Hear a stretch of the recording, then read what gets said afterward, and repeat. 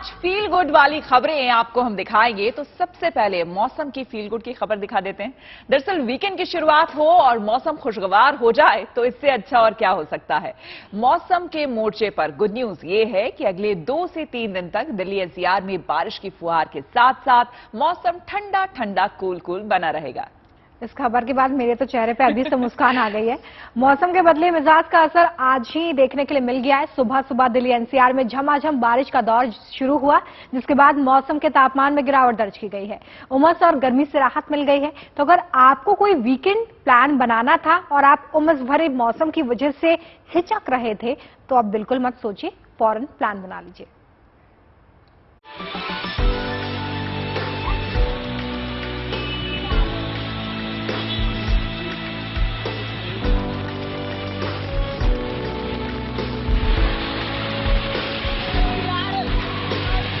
हल्के बादल तो बीते 2-3 दिनों से दिल्ली एनसीआर के आसमान में छाए हुए थे। कल कुछ जगहों पर बरसात भी हुई, लेकिन असल इंतजार इन बादलों के बरसने का आज खत्म हुआ। आज ये बादल खूब बरसे। आज सुबह से ही बादल दिल्ली एनसीआर वासियों को भिगो रहे हैं। उमस भरी गर्मी के बीच काले बदरा जमकर बरस रहे हैं। दिल्ली एनसीआर में लोगों की सुबह की शुरुआत तेज बरसात से हुई। दिल्ली और उसके आसपास से सटे इलाके जैसे गाजियाबाद, नोएडा, ग्रेटर नोएडा में सुबह सुबह तेज बरसात हुई, जिससे दफ्तर जा रहे लोगों को मुश्किलों का सामना करना पड़ा। दिल्ली एनसीआर में आज सुबह से ही बारिश का सिलसिला जारी है और मौसम को देखते हुए मौसम विभाग ने भी बारिश को लेकर अलर्ट जारी किया है। आपको बता दें कि आज का जो न्यूनतम तापमान है वो 27 डिग्री तक जाने वाला है और अधिकतम तापमान 34 डिग्री सेल्सियस तक जाएगा। कुल मिलाकर स्थिति यही है कि इस बारिश से उमस और गर्मी जो पिछले हफ्ते तक हम महसूस कर रहे थे, उससे राहत जरूर मिली है। तेज बरसात होने की वजह से कई इलाकों में सड़क पर पानी भर गया। बारिश के कारण सड़क पर दौड़ते वाहनों की रफ्तार थम गई। कई इलाकों में ट्रैफिक जाम की खबरें भी आई। हालांकि तेज बरसात की वजह से मौसम सुहाना हो गया। बारिश के कारण तापमान में गिरावट दर्ज की गई और उमस से राहत मिली। मौसम विभाग ने भी हफ्ते भर का बारिश का अलर्ट जारी किया है।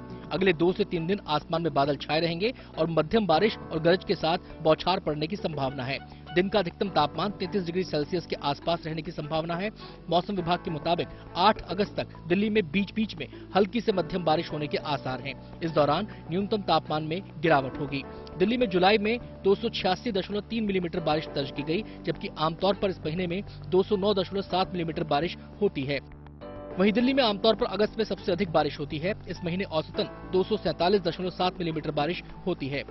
मौसम विभाग का कहना है कि 9 से 11 अगस्त तक का समय है कि ये बारिश इसी तरह से बारिश की जो स्थिति है वो बनी रहेगी। और पिछले कुछ दिनों से जो हल्की बूंदाबांदी हो रही थी, उससे तापमान में गिरावट जरूर आई है, लेकिन आज जो बारिश हुई है उससे तापमान में ज्यादा गिरावट देखने को मिलेगी।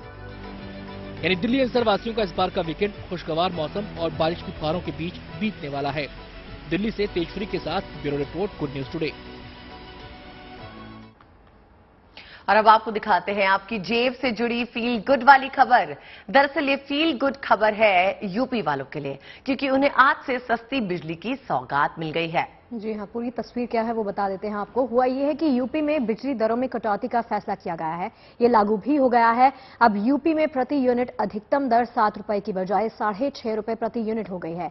यानी स्लैब्स में कई सारे बदलाव हुए हैं, जिसका असर उपभोक्ताओं के बिजली बिल पर पड़ेगा।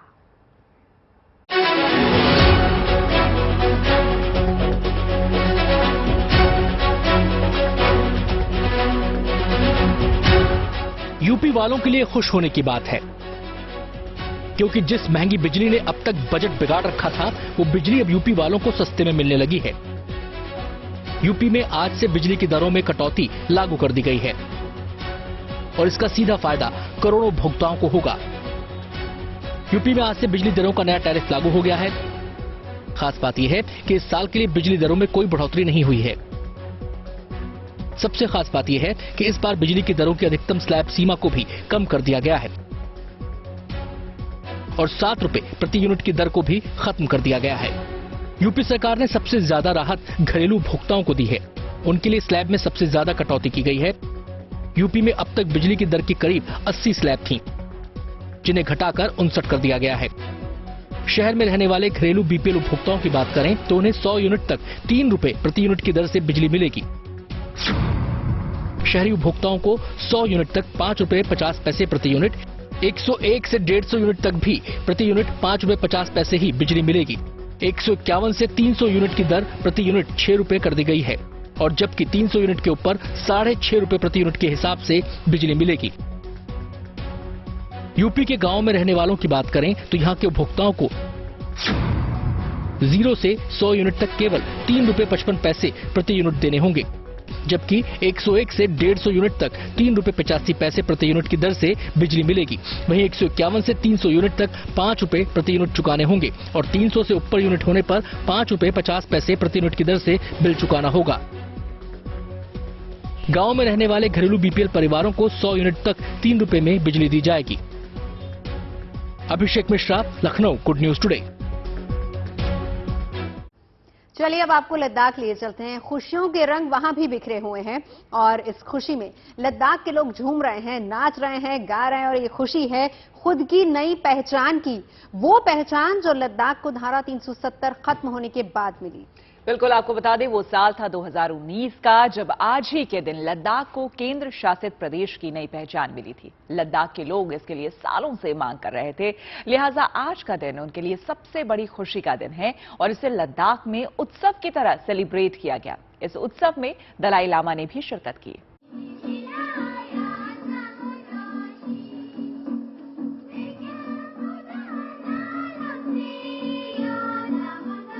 ये खुशियों का जश्न है। ये अनुच्छेद 370 की बेड़ियों से आजादी मिलने की सालगिरह का जश्न है। ये महोत्सव है अपनी अलग पहचान का, अपने अलग अस्तित्व का। ये लद्दाख के लोगों की उम्मीदें पूरा होने का महोत्सव है।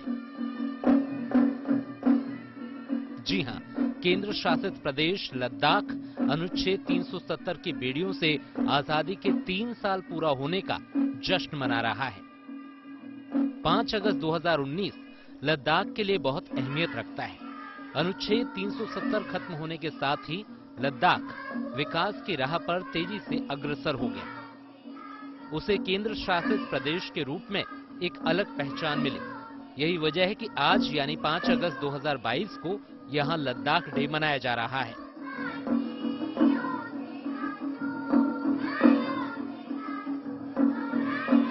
इन 3 सालों में लद्दाख वालों ने जाना है कि विकास किसे कहते हैं और जन उम्मीदें कैसे पूरी होती हैं। यही वजह है कि आज सशक्त हुए लद्दाखी हक से मना रहे हैं अपना दिन यानी लद्दाख डे और कर रहे हैं अपनी खुशी का इजहार। लद्दाख डे के इस कार्यक्रम में हिस्सा लेने के लिए दलाई लामा विशेष अतिथि के तौर पर मौजूद रहे। स्कूल के छात्रों ने यहाँ के लोक पारंपरिक नृत्यों को खासतौर पर दलाई लामा के सामने प्रदर्शित किया। इस खास मौके पर शामिल हुए दलाई लामा को लद्दाख के प्रतिष्ठित पालियम अवार्ड से नवाजा गया। यही नहीं, यहाँ के सांसद ने उन्हें भारत रत्न देने का भी प्रस्ताव रखा। लद्दाख के लोगों के लिए यूटी घोषणा दिवस किसी समारोह से कम नहीं है, इसीलिए इसे आज बड़ी धूमधाम से मनाया जा रहा है। लद्दाख के लोगों के लिए ये कितनी इम्पोर्टेंट और अहमियत का दिन है। चारों तरफ आपने देख सकते हैं, सिंधु नदी है यहाँ पर, इसके बगल में सारे लोग अपने अपनी कॉस्ट्यूम्स के साथ अपने कल्चर को, अपने ट्रेडिशन को दिखाने के लिए मौजूद हैं। खूबसूरत नजारा है लद्दाख की अहमियत को, कल्चर को दिखाते हुए। आप देख सकते हैं कि किस तरह से यहाँ पर खुशी का इजहार किया जा रहा है। कैमरामैन योगेंद्र के साथ मोहम्मद नजुबैर, जीएनटी के लिए लेह से। देखिए, देश की आजादी की 75वीं सालगिरह के मौके पर पूरा देश तिरंगे के रंग में रंगने के लिए तैयार है। हर घर तिरंगा अभियान के तहत लगातार अपील यही की जा रही है कि लोग अपने घरों पर, इमारतों पर तिरंगा लगाएं और इसका असर बाजार हाट में दिखाई देने लगा है। तो फिर देर किस बात की, हम आपको लिए चलते हैं कानपुर, जहां बाजारों में तिरंगा शेड छाया हुआ है। केवल झंडे ही नहीं रहे, बल्कि टी शर्ट से लेकर कैप्स तक, घर की सजावट के सामान से लेकर गिफ्ट्स तक ढेरों सामान तिरंगे के शेड्स में ही रंगे हुए हैं।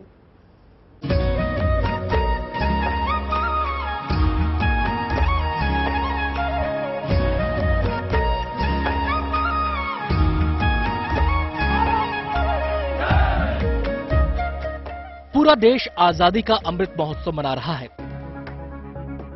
पूरा देश तिरंगे के रंग में रंगा नजर आ रहा है। गलियों से चौबारों तक तिरंगे की शान नजर आ रही है। क्या सरकारी इमारतें, क्या घर और क्या बाजार, हर जगह तिरंगे की धूम है। देशभक्ति का रंग है। आजादी के अमृत महोत्सव का सब हिस्सा बनना चाहते हैं। देश की आन बान और शान तिरंगे को अपने घर में सजाना चाहते हैं। कानपुर के बाजारों में तो हर साइज के तिरंगों के साथ अलग अलग सामान भी तिरंगा शेड में मौजूद हैं। देखिए, पूरे बाजार में तिरंगे के साथ टी शर्ट, ब्रेसलेट, मुखौटे, गुब्बारे, बिल्ले, बैंड्स के अलावा सजावट के कई सामान सब तिरंगे के शेड में बाजार की शोभा बढ़ा रहे हैं। लोग शान से इन्हें खरीद रहे हैं और पीएम मोदी के हर घर तिरंगा अभियान को साकार करना चाहते हैं। मोदी जी ने जो आह्वान किया है वो पूरा देश फॉलो कर रहा है, चाहे यहाँ है, चाहे हिंदुस्तान के जो लोग बाहर भी रहते हैं वहाँ भी लोग तिरंगा अपना फहराएंगे, ये पक्की बात है। दुकानदारों का कहना है कि बाजार में तिरंगा शेड के सामानों की जबरदस्त डिमांड है। हालात ये हैं कि सामान आता है और बिक जाता है और सामान की शॉर्टेज हो रही है। सब मेल का आया है, कागज का भी है, पॉलिस्टर भी है, रोटो भी है, साटन भी है, कॉटन भी है, खादी भी है, सारे मेल के तिरंगे हैं और हर साइज के हैं। बच्चों के लिए चश्मा आया है, हेयर बैंड आए हैं, हाथ वाले ब्रेसलेट आए हैं, बिल्ले आए हैं, सारी चीजें आई हुई, टी शर्टें लगी हुई हैं। किस तरह से लोग पसंद कर रहे हैं? जो सब लोग इसमें माल नहीं है, माल खत्म है, ये समझिए। हाँ, इतना शॉर्टेज चल रही है। आजादी के अमृत महोत्सव पर देश की आन बान और शान तिरंगा अब घर घर की आन बान और शान बन रहा है। लोग किसी न किसी तरह अपने घरों में तिरंगा शेड लिए हुए सामानों को सजा रहे हैं और अमृत महोत्सव में अपनी भागीदारी सुनिश्चित कर रहे हैं। Bureau report, good news today. बाद बर्मिंघम से आ रही मेडल वाली गुड न्यूज की। रेसलर बजरंग पुनिया और दीपक पुनिया ने अपने अपने मुकाबले जीतकर क्वार्टर फाइनल में एंट्री कर ली है। 65 किलोग्राम वेट कैटेगरी में बजरंग ने लोबे बेंघम को 4-0 से हराया। वहीं दीपक पुनिया ने 86 किलोग्राम वर्ग में आक्सिनहम को 10-0 से मात दी है। गुड न्यूज ये है कि टेबल टेनिस में मनिका बत्रा ने महिला सिंगल्स के टॉप 8 में अपनी जगह पक्की कर ली है। पैरा टेबल टेनिस में भाविना पटेल ने भी मेडल पक्का कर लिया है। उन्होंने इंग्लैंड की स्यूई बुले को 11-6, 11-6, 11-6 से हराया है। फैंस की नजर स्टार शटलर पीवी सिंधु पर रहेगी, जो अब से थोड़ी ही देर में यानी कि शाम 6:15 बजे प्री क्वार्टर फाइनल मुकाबला खेलेंगी। और अब आपको मेडल टैली भी दिखा देते हैं। भारत मेडल टैली में 7वें पायदान पर है। उसने 6 गोल्ड, 7 सिल्वर और 7 ब्रोंज मेडल अपने नाम कर लिए हैं। पहले स्थान पर 133 मेडल्स के साथ ऑस्ट्रेलिया बना हुआ है। अब तक ऑस्ट्रेलिया 50 गोल्ड, 42 सिल्वर और 41 ब्रोंज मेडल अपने नाम कर चुका है। ऑस्ट्रेलिया के बाद इंग्लैंड दूसरे पायदान पर है। तीसरे नंबर पर है कनाडा और पदक तालिका में चौथे नंबर पर न्यूजीलैंड है।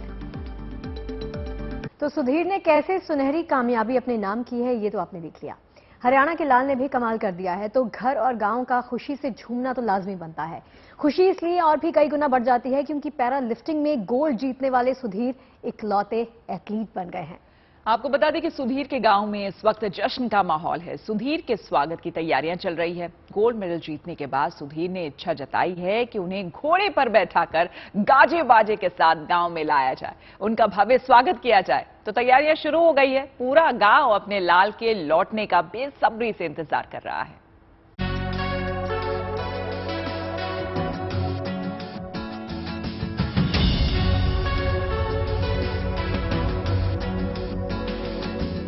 हरियाणा के इस छोरे ने बर्मिंघम में कामयाबी का ऐसा खूंटा गाड़ा कि इसके चर्चे पूरे देश में हो रहे हैं।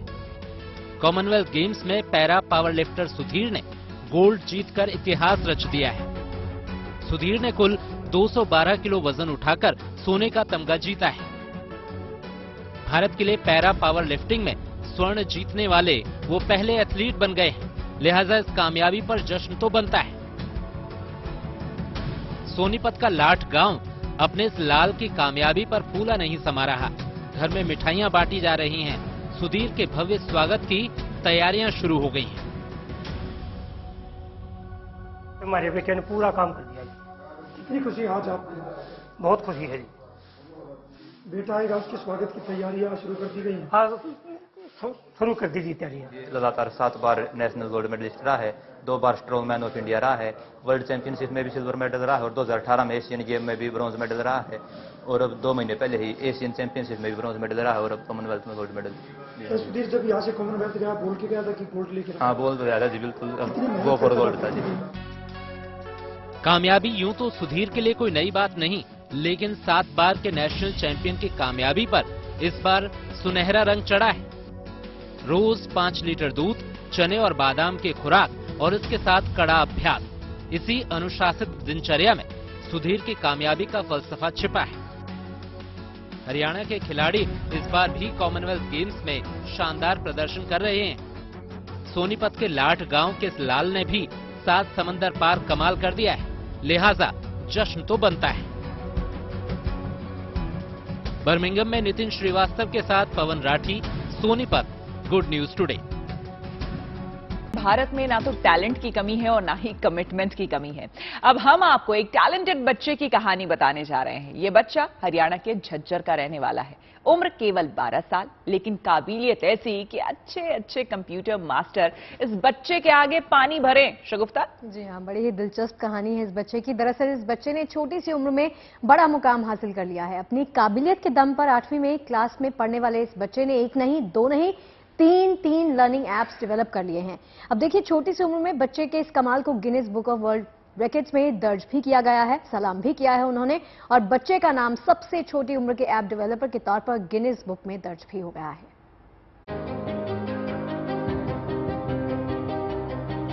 उम्र भले ही कम है, लेकिन हरियाणा के 12 साल के कार्तिक ने जो काम किया है उसमें बड़ा दम है।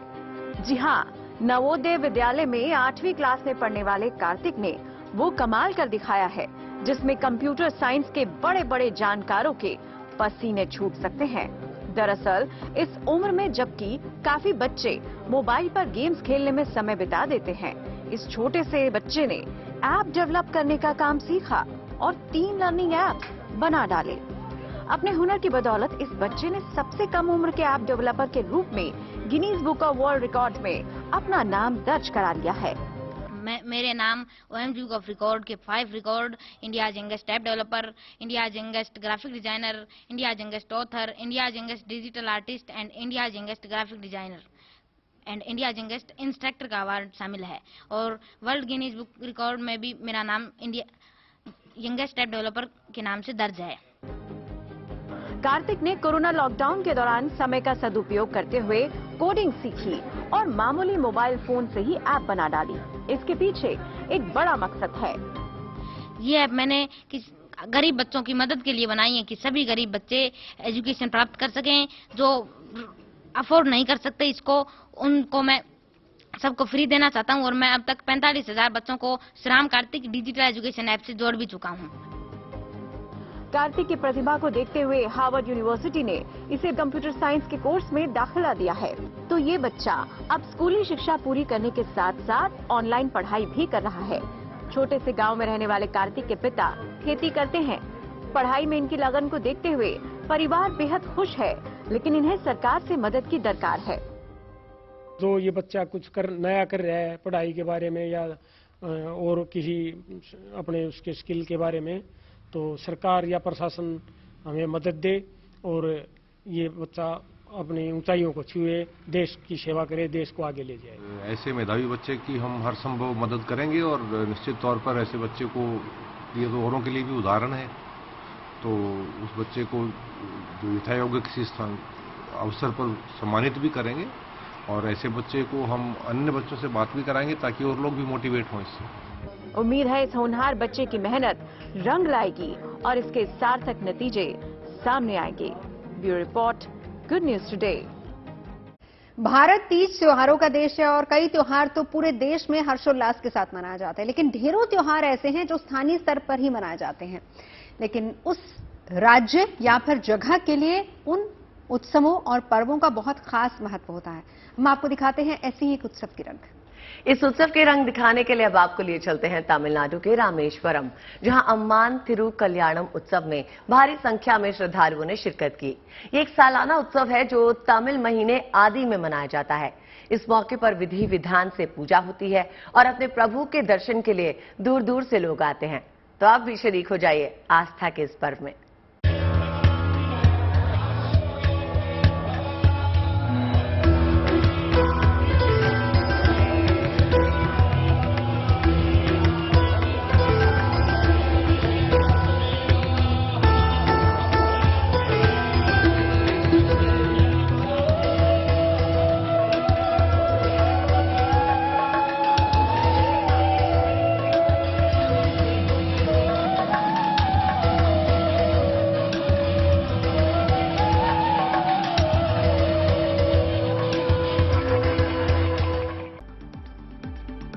देखिए, सारी बातें यहाँ पर सिर्फ चाय के इर्द गिर्द होती हैं और अब चाय की बात होती है तो ये भी देखना होता है कि भाई आप चाय कैसे पीते हैं, कप से, कुल्हड़ से, ग्लास से, मग से।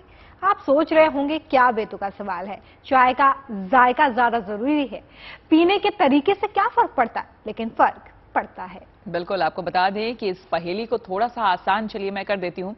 यहाँ मुद्दा दरअसल चाय नहीं है, प्याले का है। एक ऐसा प्याला जो चाय की चुस्की में गजब का जायका जोड़ देता है। सोने पे सुहागा ये चाय का प्याला इंसानों के साथ ही पर्यावरण की सेहत के लिए भी अच्छा है। कैसे, देखिए इस रिपोर्ट में।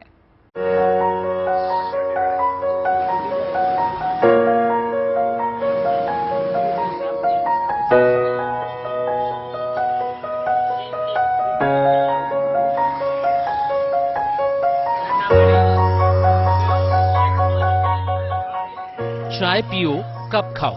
वडोदरा की स्टील स्टॉल ने चाय की चुस्की में एक और जायका जोड़ दिया है। यहाँ चाय ऐसे कुल्हड़ में दी जाती है जिसे चाय पीने के बाद खाया जाता है।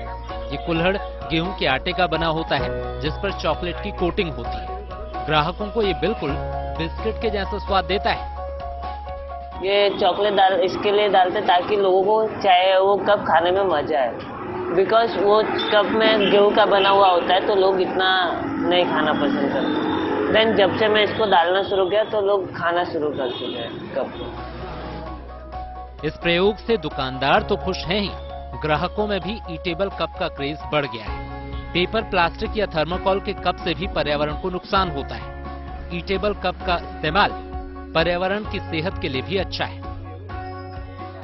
अगर सभी टी स्टॉल्स वाले अगर ये कॉन्सेप्ट ला देते कि मतलब चाय पीने के बाद बिस्किट तुम खा जाओ, तो पेपर कप्स और प्लास्टिक कप से जो मतलब पोल्यूशन होता है, जो एनवायरनमेंट के लिए बहुत ही हार्मफुल है, तो वो रेशियो एकदम डाउन हो जाएगा। अगर सभी ये कॉन्सेप्ट एक्सेप्ट कर लेते हैं तो मतलब प्लास्टिक का और पेपर का जो कप का जो भी यूजेज है वो कम हो जाएगा, उससे एनवायरनमेंट ज़्यादा पॉल्यूशन नहीं होगा। कप खाकर कितना मजा है? कप खा के बहुत ही मजा आया। बिस्किट तो बहुत खाए, लेकिन ये पहला एक्सपीरियंस था कि मतलब चाय खत्म करके सीधा कप खा जाना होता है, तो मतलब काफी मतलब यूनिक एक्सपीरियंस था। वडोदरा की इस स्टॉल को 4 दोस्त चलाते हैं। चाय पियो कप खाओ के प्रयोग ने अब इनकी शोहरत में 4 चांद लगा दिए हैं और बड़ी तादाद में लोग यहाँ अपनी चाहत बुझाने पहुंचते हैं।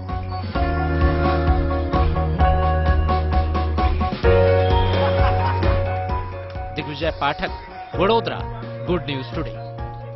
लीजिए, 1 घंटा कब गुजर गया पता ही नहीं चला। ऐसा ही होता है जब आपके साथ हम मिलकर चाय पीते हैं और ढेर सारी खबरें शेयर करते हैं। लेकिन अब वक्त हो गया है आपको अलविदा कहने का। अब आपसे मुलाकात होगी सीधे सोमवार को। ढेर सारी खबरें होंगी, हमारी बातें होंगी और साथ में होगी कड़क चाय।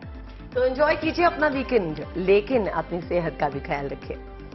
कुछ लोगों के लिए ब्रेक 2 दिन का है, कुछ के लिए 1 दिन का है, लेकिन जब पूरी उम्र गुजर जाती है तो ये 2 दिन भी ना 2 मिनट में कब गुजर जाएंगे पता नहीं चलेगा।